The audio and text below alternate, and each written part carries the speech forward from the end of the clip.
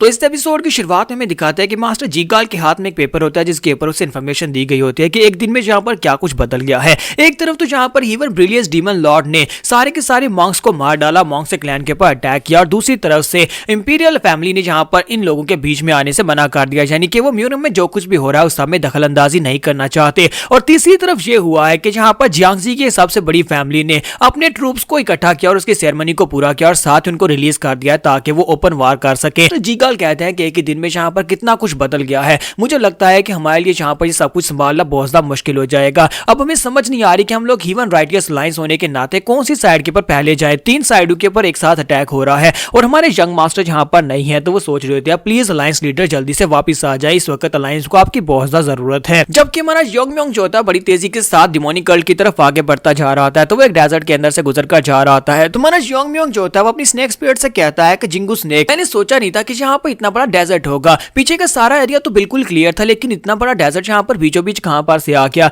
तो वो स्नेक उसे कहता है कि कभी ये जगह ऐसी बिल्कुल भी नहीं हुआ करती थी, इसे टाल्कमान का डेजर्ट कहा जाता है। ये डेजर्ट जो है ये खुद से नहीं बना, कि इस डेजर्ट को यहाँ पर बनाया गया है। क्या तुमने कभी यहाँ पर ड्रैगन्स की पावर्स के बारे में सुना है? कभी यहाँ पर इस जगह के ऊपर एक अर्थ टाइप का ड्रैगन रहा करता था। ड्रैगन जो होते हैं वो अपनी पावर्स के हिसाब से उनको यहाँ पर डिग्री में चेंज किया जाता है, जैसे कि यहाँ पर अर्थ टाइप के, मेटल टाइप के, थंडर टाइप के, यानी कि ड्रैगन जो होते हैं उनकी बॉडी के अंदर जो कोर होती है उसे उसी तरह की पावर देती है। और इस डेजर्ट के अंदर एक बड़ा सा अर्थ टाइप का ड्रैगन हुआ करता था जो कि ईवल ड्रैगन था। और तुम्हारे एंसेस्टर ने यहाँ पर आकर, जिसके पास तुम्हें ये पावर्स मिली हैं, उसने यहाँ पर आकर उस ड्रैगन को हराया था। और उसके साथ बहुत सारे सोर्सरर्स भी थे, यानी कि बहुत सारे जादूगर भी थे। उन सभी जादूगरों की मदद से उसने यहाँ पर उस ड्रैगन को हराकर उसे यहीं पर इस जगह के ऊपर सील कर दिया कि अर्थ ड्रैगन, क्योंकि वो अर्थ की एनर्जी को यूज कर सकता है, तो वो यहाँ पर इस डेजर्ट के अंदर, यहाँ इस जगह के ऊपर रहता था, तो उसने आसपास की जगह की एनर्जी को एब्जॉर्ब करना शुरू कर दिया था। और उसकी एनर्जी को एब्जॉर्ब करने की वजह से आसपास का एरिया जो कि उसकी एनर्जी के एब्जॉर्ब करने की वजह से सूख गया था, वो डेजर्ट में चेंज हो गया। लेकिन यहाँ पर एक बड़ी फॉर्मेशन बनाकर उसे यहीं पर दफन कर दिया गया है। अगर किसी ने उस फॉर्मेशन के साथ छेड़छाड़ नहीं की तो मुझे लगता है कि आज भी फॉर्मेशन यहीं पर होगी,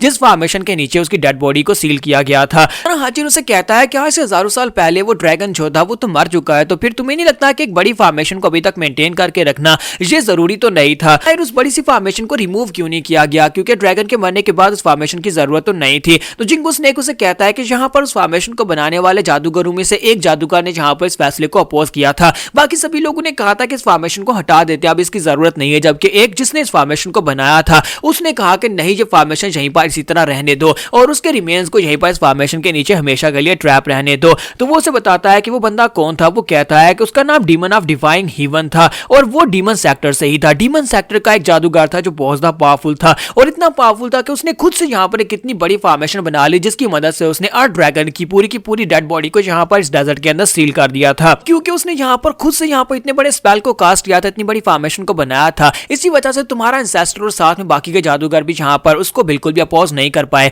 और उसकी बात उन्हें मानना पड़ी और उन लोगों ने इस फॉर्मेशन को यहीं पर उसी तरह छोड़ दिया। मुझे नहीं पता कि यहाँ पर बाकी के सभी लोग किस तरह काम करते हैं, क्योंकि ऑर्थोडॉक्स सेक्टर के लोग जो होते हैं वो डिमोनिक सेक्टर से बहुत ज्यादा अलग होते हैं। डीमन सेक्टर के जो लोग होते हैं वो यहाँ पर डिमोनिक पाथ के ऊपर ही काम करते हैं और यहाँ पर डेविलिश तरीके से काम करते हैं और साथ ही अपने सारे के सारे काम ही डेविलिश पाथ के साथ ही करते हैं। बाकी सभी लोगों ने यहाँ पर अपने स्पेल्स और अपनी फॉर्मेशंस की मदद से अपने स्टेटस को हासिल किया था, लेकिन इस जादूगर ने यहाँ पर अपनी इवल स्पिरिट्स और बेनेवोलेंट स्पिरिट्स की मदद से अपने स्टेटस को हासिल किया था। यहाँ पे ये समझ लो कि इसे काला जादूगर कहा जा सकता है। वो एक ऐसा इंसान था जिसे यहाँ पर डिवाइन पनिशमेंट की बिल्कुल परवाह नहीं थी। हालांकि उस वक्त एक रूल था कि यहाँ पर हम लोग बेनेवोलेंट स्पिरिट्स को नहीं बना सकते, यानी इवल स्पिरिट्स को क्रिएट नहीं कर सकते, लेकिन इसके बावजूद वो जादूगर जो था वो यहाँ पर इवल स्पिरिट्स को बना रहा था, इवल स्पिरिट्स को अपने लिए बनाता और उनको अपने सोल्जर्स की तरह यूज करता था। ये मैं यहाँ पर तुम्हें यही कहना चाहूंगा कि अगर यहीं पर आगे बढ़ते हुए रास्ते में तुम्हें उसकी बनाई हुई कोई भी फॉर्मेशन दिखाई देती है तो उससे दूर ही रहना, उसके करीब मत जाना, क्योंकि उस फॉर्मेशन के अंदर कोई से भी ट्रैप हो सकते हैं। तुम्हारा योंगम्योंग उसे कहता है कि तुम यहाँ पर कुछ ज्यादा बातें कर रहे हो।